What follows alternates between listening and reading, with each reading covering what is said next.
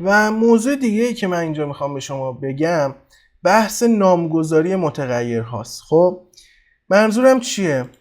ببینید شما به عنوان یک برنامه نویس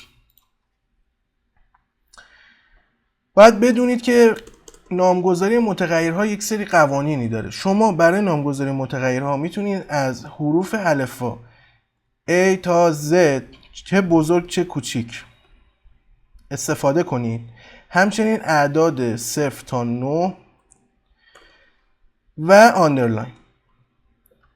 این چیزیه که شما میتونید توی متغیرهاتون ازش استفاده کنید. به عنوان مثلا میتونید یه متغیر بسازید، اسمشو بذارید مثلا علی آندرلاین 98. خب این الان این متغیره و شما میتونید مثلا توش مقدار بریزید.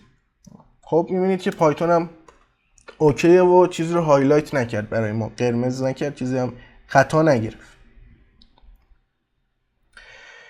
و مواردی که نباید استفاده کنید علامت‌های خاصه، مثلا این علامت‌ها رو نباید توش استفاده کنید.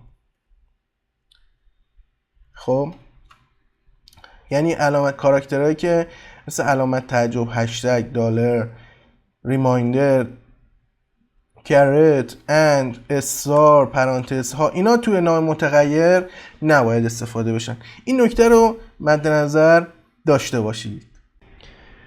نکته بعدی هم که باید بهتون بگم، توی اسامی متغیرها ما فاصله نداریم. یعنی شما اگه میخواید بنویسید علی 98 نمیتونی اینجوری اسپیس بذارید، دیدی که به من خطا میده.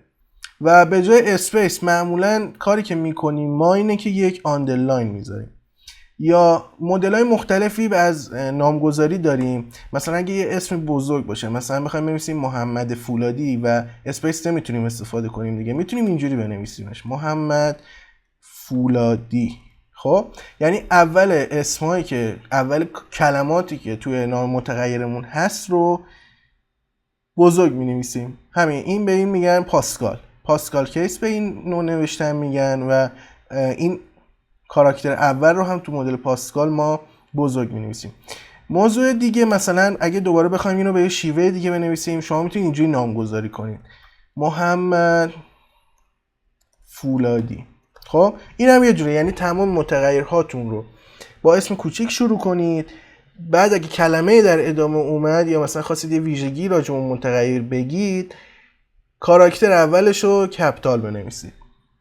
یا مثلا میتونید همون حالت بالا رو بنویسید دیگه که همه کوچیک باشه و آندرلاین برای نامگذاریتون استفاده کنید. هر کدوم اینها رو خواستید میتونید استفاده کنید. البته یه سری استاندارد داره، مثلا خیلی ها میگن که از این مدل باید برای نامگذاری توابع استفاده کنید، متغیرهاتون اینجوری تعریف کنید. مثلا من اگه یک متغیری داشته باشم و بخوام به تو برنامه‌ام تمیز کد بنویسم، بهش میگم که آقا من یه متغیری دارم به اسم x، این چیه؟ مثلا عکسه، یعنی داره محور رو نشون میده، البته این باید آندرلاین باشه. خب و مقدارش مثلا مساوی با 10. این یک مفهومی رو داره به اون کسی که کد شما رو میخونه منتقل میکنه. بریم ادامه داستان.